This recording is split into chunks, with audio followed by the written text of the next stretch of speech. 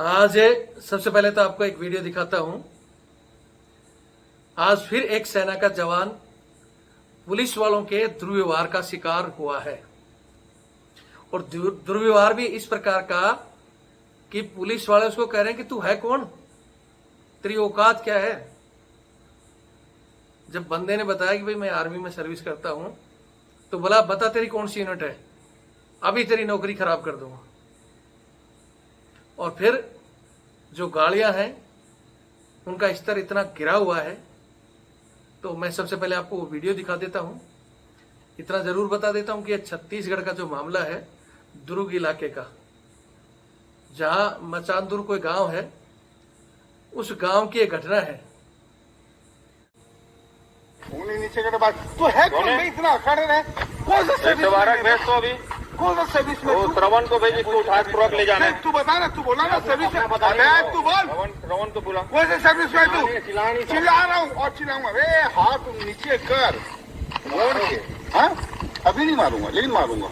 लेकिन मैं आपसे गलत बात नहीं कर रहा। नहीं अभी नहीं मारूंगा, बताएंगे हम लोग क्या चीज, चल तेरे क्या चीज, मेरे क्या चीज देखो भी आना है, घर में लगा रहा हूँ क्या चीज, चल अभी बता दे। चल बहुत उंगली दिखा, बहुत उंगली दिखा रहे, उंगली का आपका तेरे उंगली ना बहुत ही दिखाते हैं। कौन सा सर्विस में है तू बता। वाला भी दे रहा है कि तेरी नौकरी खराब हो जाएगी, ये कर दूंगा, बुलाओ 112 को, इसको पकड़ कर ले चलो। लेकिन दूसरे वाले ने तो हद ही कर दी। मैं आपको ये भाषा सुना नहीं सकता, लेकिन कोई दूसरा चैनल आपको सुनाएगा भी नहीं। इसलिए मैं इस वीडियो को ऐसे कैसे डाल रहा हूं, पहले तो आप सुनो और फिर हम आगे बात करेंगे। और मैं कहना चाहता हूं हमारे टॉप लीडर के अधिकारियों को, श्रीमान फिर आप कहोगे कि रविंद्र फौजी पता नहीं किस भाषा में बोलता है, खुद की भाषा ठीक नहीं है। लेकिन जब हम ऐसे वीडियो देखते हैं, आए दिन हमारी सेना के जवान मार खा रहे हैं, जवान जैसे अधिकारी तक, फिर हमारे जनरल और आर्मी कमांडर कर क्या रहे हैं। क्यों आते हो? तब बोलना चाहिए ना कि हमारे घर में चोरी हुआ है, हम क्यों जाए पुलिस वाले के पास? क्यों आते हो? हम लोग हिंदू हैं। क्यों आते हो? हिंदू है। लौड़े के बाल अभी कहाँ मना रहे हो तुम लोग? जब हम मना कर रहे हैं तुम अभी बोले ना हमारे घर में कर रहे हैं, तुम दोनों के तुम्हारे घर में मैया छूटती है तो हमारे पास क्यों आते हो? क्या बता रहे, ये गलत बात बोल रहे हो। गलत बात नहीं बोलो, सही बोलो। ये गलत बात बोल रहे हो। दोनों को बैठा टैलेंट में व्यवस्था। और कौन सा सर्विस में है तू? अभी मैं आर्मी में हूँ। आर्मी में? और क्या बता कौन सा रेजिमेंट में? अभी तेरा नाम सुनना रेजिमेंट घर में झंडा लगा। अभी तेरा कला में से लिखा जाएगा ना, तू आर्मी में पूरा सब खराब हो जाएगा। इसका आर्मी का समझ रहा बात को। मैं अपने घर से झंडा लेके आया हूँ, घर में झंडा लगा रहा हूँ, आपको क्या दिक्कत है बताओ?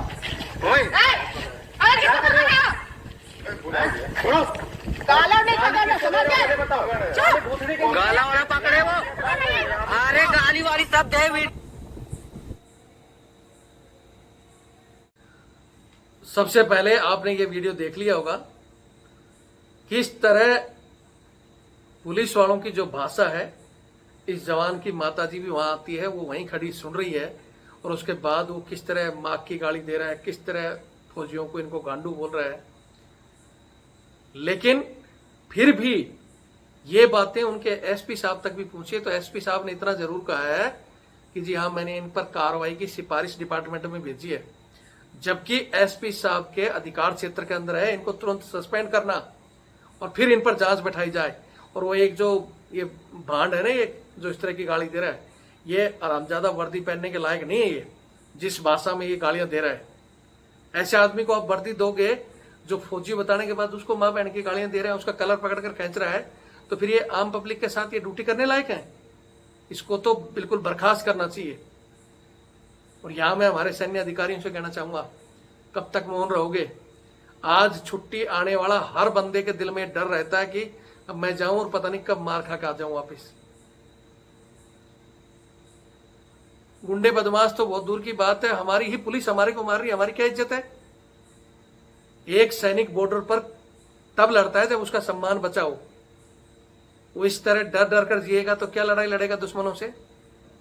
एक जमाना था जब हमारे जनरल साहब कहते थे कि हम अपने परिवारों की सुरक्षा नहीं कर सकते, तो हम देश की सुरक्षा क्या करेंगे? आज के जर्नलों को क्या हो गया? आज आगे हम इन बातों पर डिस्कस करेंगे। मैं एक चीज यहाँ कहना चाहूंगा कि पता नहीं जर्नल कब जगेंगे, पुलिस कब सुधरेगी, या तो सेना, मैं फिर कह रहा हूं कि जब इनको इसी भाषा में जवाब देना शुरू कर देगी ना जैसे पहले देती थी, इतनी बात में तो इनका पिछवाड़ा लाल होना चाहिए।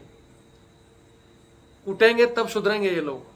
अगर इनको सेना नहीं कूट सकती तो फिर आम पब्लिक तो क्या करेगी? वो तो बेचारी सुनकर चुप हो जाएगी।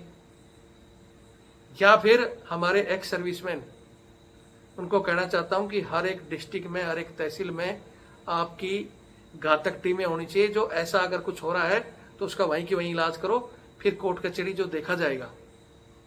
हम कहते हैं कि हम टीम बनाएंगे, हाँ सर हमारे को जोड़ लो, हम आपके साथ हैं, लिख देते हैं, लेकिन जब इन घटनाओं पर ना तो कोई खुलकर बोल सकता है, ना ग्राउंड में आने की तैयारी करता है, और सबसे बड़ी कि हम कोई प्लेटफॉर्म तैयार करें तो उसके लिए तन मन धन की बात करते हैं तो वीडियो को छोड़ देते हैं, क्योंकि सम्मान और इज्जत से किसी को मतलब नहीं है। तो जिनको मतलब नहीं है छोड़ो, हम बढ़ा रहे हैं धीरे धीरे टीम, कोशिश कर रहे हैं। अगर कोई इस टीम का हिस्सा बनना चाहते हैं तो मेरा नंबर है 8290354513 8290354513। ये मेरा कॉलिंग और व्हाट्सअप नंबर है। मैं फिर कह रहा हूं कि आप बताओ कि सर मैं इस डिस्ट्रिक्ट से हूं, मैं इस स्टेट से हूं, या मैं इस तहसील से हूं, मैं इतना इलाका संभाल सकता हूं और मैं आपकी लड़ाई में ग्राउंड में आ सकता हूं।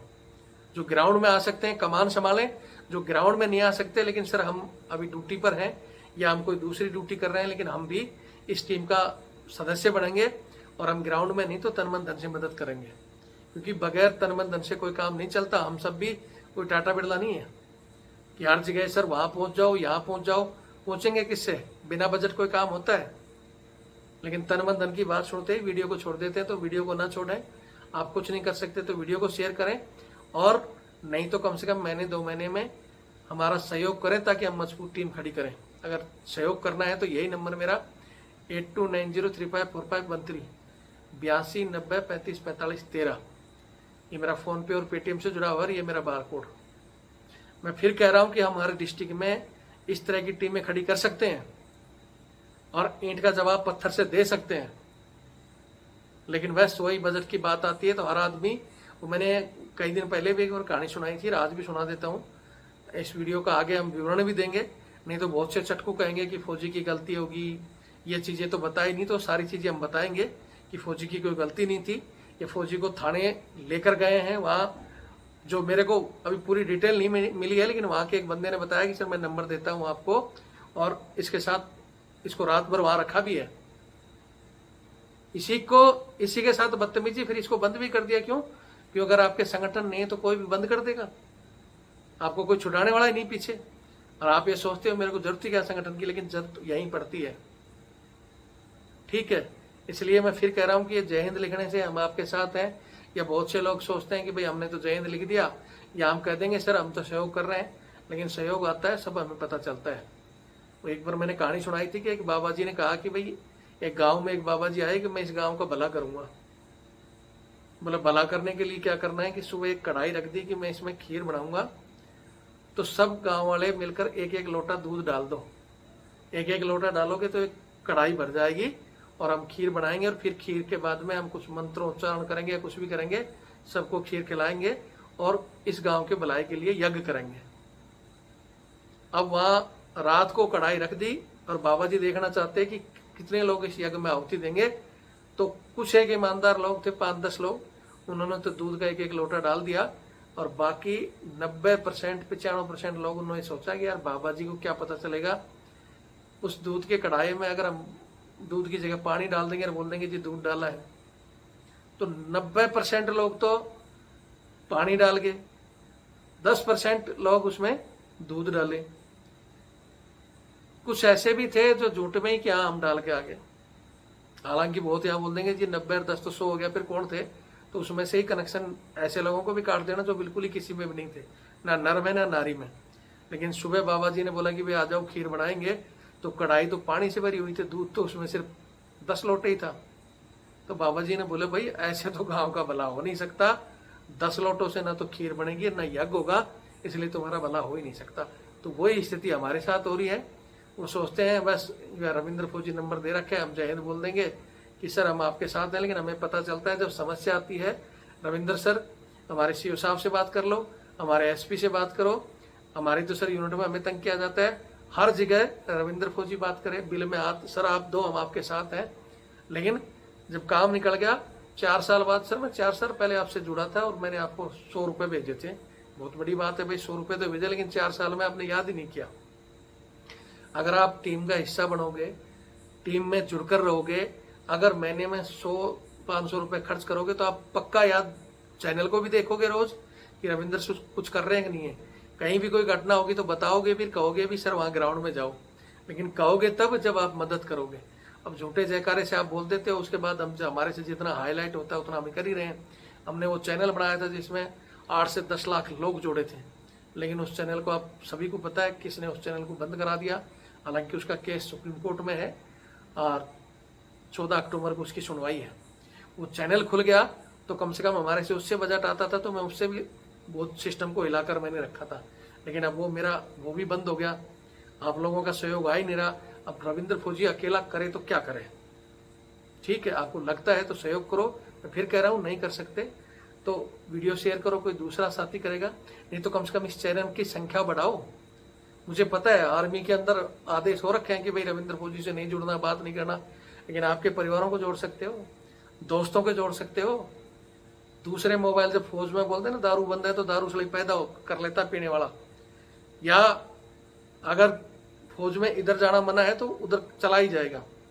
एक मोबाइल बड़ा बंद है तो दूसरा रख ही लेता है। तो आप दूसरे मोबाइल से कैसे भी अगर चाहो कि हमने लड़ाई का हिस्सा बनना है तो बन सकते हो। जैसे वो रामायण में पुल बन रहा था ना, तो गिलहरी भी एक छोटा सा पत्थर ला रही थी, तो उसका भी नाम होता है। और बैठे बैठे रहोगे तो कुछ नहीं होता, फिर भाई कभी किसी दिन किसी मोड़ पे आपका भी नंबर आएगा। और फिर बोलते हो ना इसे ठाड़ से, यार मैं तो फौजी हूँ, लेकिन जिस दिन कोई थप्पड़ मार गया फिर वो जिंदगी भर आपको पछतावा रहेगा कि हाँ किसी टीम का हिस्सा होते तो हम इनका इलाज करते। हादसे हो सकते हैं, लेकिन हादसों का इलाज तभी हो सकता है जब संगठित हो। अगर या कहीं इनका सही से संगठन होता, आसपास के लोग होते, अरे हमारे से नहीं जुड़ना तो आसपास के लोगों से जुड़कर रहो, अपनी कमेटियों से जुड़कर रहो, वो तो आएंगे मदद करने के लिए। लेकिन नहीं, किसी से नहीं जुड़ना, पहले ड्यूटी करते रहना, उससे कोई मतलब नहीं। रिटायर्ड होकर दूसरी ड्यूटी करना कोई मतलब नहीं। भाई मैं तो अच्छा उसमें हूँ। जब आप देश के एक सर्विंग कर्नल पिट गए तो आप अकेले कुछ नहीं कर सकते, याद रखना। रिटायर्ड ब्रिगेडियर साहब पिट चुके हैं, अकेला कोई चना बाहर नहीं फोड़ सकता, और संगठित हो तो किसी का भी मुकाबला कर सकता है। अपने आसपास में देखो, जो वकीलों को कोई छेड़ता है तो कैसे वो बनाते हैं। लेकिन वही बात है, उसके लिए संगठित और सब कुछ करना पड़ता है। बाकी तो खैर आपको कहना, आपकी मर्जी है, मानो न मानो। आगे मैं वीडियो भी बता देता हूँ, क्योंकि कई चटकू सवाल करेंगे कि सर बात तो बताया नहीं कहानी। जैसा कि मैंने बताया, छत्तीसगढ़ का जो इलाका है, वहां इनका जो गांव है, उस गांव में ये 2 या 3 घर हिंदुओं के हैं और 40-50 घर इनके मुस्लिमों के हैं। अच्छा, इस वीडियो के बाद में 2-3 दिन किसी ने कार्रवाई भी नहीं की है, 2 दिन पहले का मसला है। लेकिन अब बाहर आया है तो हिंदू मुस्लिम लोग करेंगे। और ये बताया जा रहा है कि वहां कोई मुस्लिम एक लड़के ने, जो कि दबंग बताया जा रहा है, उसने पुलिस के साथ उसका उठना बैठना, क्यों 2 नंबर के लोगों का तो उठना बैठना होता ही है, कि जो दारू पी के घूम रहा है ना, ये ऐसे लोगों को फिर शाम को ठेके वाले वही नजर आते हैं कि कहीं ठेकों से बोतल मिल जाए, कोई मीट की दुकान से मीट दे दे, पेट तो भरता नहीं इनकी लोग खुद की सर्विस से। तो ऐसे लोगों का कनेक्शन होता है। तो उसने फोन कर दिया कि जी ईद है और ईद के दिन कल इसका झंडा उतराओ। इसने अपने घर पर झंडा लगा रखा था, तो उस झंडे को उतारने के लिए गए थे, बाकी फौजी का कोई दिक्कत नहीं था। अब झंडे की बात आई, वो वीडियो बनाने लगे तो झंडे से हटकर आगे की गाड़ी क्यों खड़ी कर रखी है। वीडियो में फौजी बोल रहा है कि भाई मेरे घर पर गाड़ी खड़ी है, इसमें दिक्कत क्या है, फिर झंडा क्यों लगाया, इस तरह की गाली गलौज। या हमारी तरफ से इस एंगल को हम किसी भी, क्योंकि हमारे से फौज में हिंदू मुस्लिम सिख ईसाई सब साथ साथ रहते हैं, हम उस एंगल से इसकी बात नहीं करेंगे। दूसरा मैं इतना जरूर कहना चाहूंगा, हिंदुस्तान का अगर कोई सच्चा मुसलमान है वो कभी भी इस तरह का व्यवहार नहीं करता है। हमने, मेरी JNK में भी 7 साल की सर्विस रही है, बहुत जगह हम रहे हैं। अगर इस तरह सही हिंदुस्तानी या वास्तव में इस्लाम मानने वाला होगा, 40 घरों के बीच में एक हिंदू रहेगा तो कभी कोई उससे झगड़ा नहीं करता है। और ईद के त्योहार में तो एक दूसरे को मिठाइयाँ बांटते हैं, खिलाते पिलाते हैं। अरे झंडा लगा रखा है, वो उस भगवान को मानते हैं, तुम अपने भगवान को मानो। लेकिन ये जिनकी मानसिकता खराब होती है ना, वो लोग इस तरह का काम करते हैं। चाहे वो किसी भी धर्म के हो। अगर दूसरा कोई धर्म नहीं सिखाता कि आप किसी दूसरे धर्म का अनादर करो, और जो ऐसा करता है वो मतलब धर्म के नाम पर सिर्फ ढोंग करता है। तो मैं निवेदन करूंगा हमारे ऐसे भाइयों से कि इस तरह का ये ना नहीं करें। और मैं फिर कह रहा हूं कि मैं खुद JNK में कई जगह देखा है, मेरे सामने तो ऐसा कभी कोई हुआ नहीं कि ऐसा कोई कर रहा हो, और जो करता है वो फिर मतलब इस्लाम का या किसी भी धर्म का अनुयायी हो नहीं सकता, वो गुंडा बदमाश ही होगा। लेकिन हम इस टॉपिक से हटकर हम चाहते हैं कि सिर्फ उन पुलिस वालों पर कार्रवाई करनी चाहिए, नहीं करनी चाहिए, ये आप लोग तय करो। कब तक हमारे देश के जवान इस तरह मार खाते रहेंगे? और सरेआम इस तरह गाली गलौज करके, कॉलर पकड़कर, गंदी भाषा बोलकर SP वहां के हैं बताए जा रहे हैं अभिषेक सिंह। तो मैं उनसे भी कहना चाहता हूं, उन्होंने कहा है वीडियो देखने के बाद कि हाँ ठीक है, मैं सिफारिश करूंगा विभाग को कार्रवाई के लिए। क्यों साहब, आपके पास अधिकार नहीं है क्या? अगर आप सिविलियन होता और इस तरह की बदतमीजी होती तो तुरंत जेल में डलवा देते हो, आप SHO उठा के डाल देता है। लेकिन आपके खुद के जवान इस तरह की गलती कर रहे हैं तो आप कह रहे हो कि सिफारिश करूंगा। अभी सस्पेंड तक नहीं हुई है, जबकि SP का ये क्षेत्राधिकार है कि इस तरह अगर आपके नीचे का कोई बंदा काम कर रहा है तो आप उसको तुरंत प्रभाव से सस्पेंड कर सकते हो। ये आपके सहन की पावर है। अगर आप इस तरह काम नहीं कर रहे हो तो फिर आप अपने डिपार्टमेंट को खुद गंदा कर रहे हो, क्योंकि कल वो फिर कहीं ना कहीं आपके डिपार्टमेंट की फिर बेइज्जती कराएंगे। बोलते हैं ना, एक बंदा एक मछली पूरे तालाब को गंदी करती है। इस तरह गंदी मछली को अगर आप पनिशमेंट नहीं देंगे तो ये फिर कल जाकर कोई गलत काम करेगा। हमारे कोई दुश्मन नहीं है कि हम इनको इस भाषा में बोलें, लेकिन जब ये देश के सैनिक बताने के बाद इनकी जो भाषा हो रही है, उसकी माँ के सामने इस तरह की गाली गलौज निकाल रहा है, तो ये पुलिस डिपार्टमेंट में नौकरी करने लायक है? अगर आपको लगता है तो वीडियो को शेयर करें।